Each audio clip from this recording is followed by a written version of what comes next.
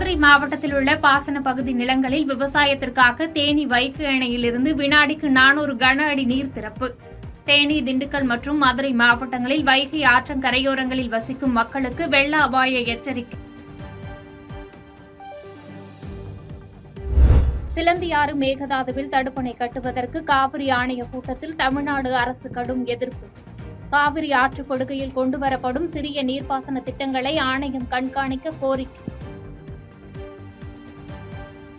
புனேவில் மதுபோதையில் 17 வயது சிறுவன் அதிவேகமாக சொகுசு காரை இயக்கி இருசக்கர வாகனத்தின் மீது மோதிய விபத்தில் 2 இளம் ஐடி பொறியாளர்கள் உயிரிழந்த விவகாரம் நீதி கூட பணத்தை சார்ந்ததாக இருப்பதாக காங்கிரஸ் எம்பி ராகுல் காந்தி விமர்சனம்.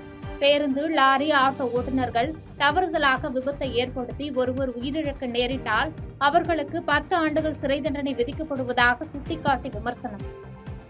பாதகம் செய்பவரை கண்டால் நாம் பயங்கொள்ளலாகாது பாப்பா, மோதி மிதித்து விடு பாப்பா, அவர் முகத்தில் உமிழ்ந்து விடு பாப்பா.